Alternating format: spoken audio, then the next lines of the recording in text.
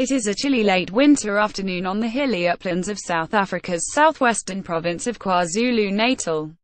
At a crowded taxi stand near the village of Ibisi, four men wait in a BMW, its engine idling.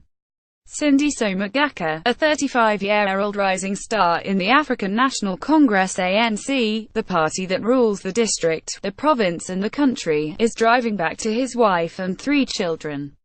He is on home turf but is wary nonetheless. When he pulls his Mercedes SUV in among the taxis to drop off a colleague, his armed bodyguard gets out to stretch his legs. There is a sudden burst of gunfire, and the waiting BMW roars away. Magaka's vehicle has more than 20 bullet holes around the driver's door. The young politician is slumped in his seat. He of his injuries. A former leader of the ANC's youth wing, Magaka's murder in September made national headlines. But it was one of more than 80 political killings in KwaZulu-Natal in the last 6 years.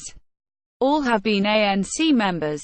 A dozen political heavyweights attended Magaka's funeral, some arriving by helicopter. They included a candidate who hopes to be elected party leader at the ANC's conference in December, cabinet ministers and top provincial ANC officials. The dignitaries solemnly praised the dead man, and steadfastly refused to comment on the reasons for his death. This surprised few observers.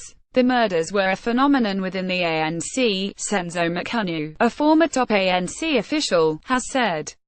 They underline the failures of the movement since its then leader, Nelson Mandela, came to power in 1994 in the country's first free elections, as well as the challenges it faces. Zolani Jube, a researcher at the Zubera Institute in Durban, the biggest city in KwaZulu-Natal KNZ, said the deaths were a result of feuds, resources and tradition. These are corruption killings, not political killings, Jube said. South Africans protesting against the government in August as President Jacob Zuma answered questions relating to poor governance, ailing economy, state capture and corruption. Photograph Nick Bothmeper. The most serious charges leveled against the ANC is that it has become a machine for self-enrichment. President Jacob Zuma is accused of improper relations with one of South Africa's wealthiest business families, and last week the Supreme Court reinstated 18 charges of corruption against him dating back a decade. Zuma, who has faced numerous other corruption allegations since taking office, has consistently denied wrongdoing. Ministers are embroiled in scandals. Provincial officials face allegations of graft. But there are problems at a grassroots level too. The Office of the Public Protector, a powerful national ombudsman, and the Hawks, an elite police team, are now investigating the fraud allegations. Magaka was a councillor of Umzimkhulu municipality. The town is little more than a strip of cash-and-carry stores, petrol stations, fast food outlets, a mall and a sprawl of poor government housing surrounded by the rolling grassy mountains. A fast-running river drains rainwater to the Indian Ocean 100 kilometers away. Sindiso was very vocal about things that were not right in the municipality, and he knew people wanted to attack him. He was very brave and very committed to his voters and the party, said Dr. Vuma Magaka, an uncle. The commission set up by the KNZ government to investigate the political killings has heard repeated testimony that political killings are related to local competition over official posts and patronage. These bring status, cash and influence, all rare commodities in an area with deep social problems and few jobs. Magaka, a strong and independent figure with growing support in his home community, was widely tipped to get a top local ANC position at a forthcoming district conference. Many people felt threatened by him, said one local politician in the district, who preferred to remain anonymous. Other factors fuel the violence too. There is a long history of political killing in KZN, going back to the early 1990s and beyond. KZN is an environment where a high degree of violence has been normalized, said Richard Pitthouse, associate professor at Johannesburg's Wits University. Fulani Shang, the deputy mayor of a district adjacent to Umzimkhulu, narrowly escaped an assassination attempt while returning from a meeting there earlier this year. A volley of shots was fired at him as he opened the gate to his home at about 9 p.m. All missed. He says he does not know the reason for the assassination attempt. It could be some kind of power struggle in the municipality. It could be political. It could be a criminal element. It's a difficult environment, Shang told The Guardian. In December, the ANC will choose a new leader, who will almost certainly go on to succeed Zuma as president following general elections in 2019. The leading candidates are Cyril Ramaphosa, a liberation struggle leader turned businessman who has a reputation as a reformer, and Nkosazana Dlamini Zuma, a veteran former cabinet minister, head of the African Union and the president's ex-wife.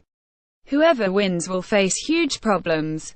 Economic growth is limited, tens of millions still live in poverty, and inequality in South Africa is as deep as ever. The ANC suffered major losses in local elections last year. Successive corruption scandals, the failure to deliver quality healthcare, education and policing, and the ostentatious lifestyle of some ANC officials and their associates, have undermined the moral capital of the party that led the liberation struggle. Zweli Mise, one of the ANC's top leaders, said the party could turn the situation around. The numbers of people standing trial are disciplined is quite large. I do believe the ANC is capable of correcting a lot of these tendencies we are seeing and rooting out corruption, Mise told The Guardian. But few of the corrupt, or the killers, have faced justice. Following Magaka's funeral, Fikile Mbalula, South Africa's police minister, promised last month that those responsible would shit themselves. His claims were met with some skepticism in places like Umzimkhulu. Only a handful of police inquiries into the several hundred political killings in KwaZulu Natal over the last several years have ended with an arrest, let alone a conviction. An armed robber was named by police as one of Magaka's killers, after he had been shot dead in a gun battle. I can't say I have 100% confidence in the investigation, said Nonsakalelo Mafa, an ANC councillor in Umzimkhulu who was travelling in Magaka's car when he was shot. In all, 3 councillors in the municipality have been shot, 2 wounded, and 1 killed in a mysterious hit-and-run road accident this year. Mefudumi Mpa Banga, the mayor of Umzimkhulu, has condemned the murders in the municipality. He declined to comment on the fraud allegations, or the recent killings, telling The Guardian that both were under investigation by the public protector. Observers say that the ANC still contains many dedicated, honest and committed people. There have always been multiple currents within the ANC, including very brave, very principled people, said Pithouse. Zuma Makaka, the murdered politician's uncle, was a student activist in the 1980s, and joined the ANC days after it was legalized. In 1990, back in the day, before freedom, it was a fight between organizations. Now it is a fight within an organization, and it makes me very, very unhappy, he said. We need to focus on building unity within the ANC and among all South Africans for the future of our children and our country.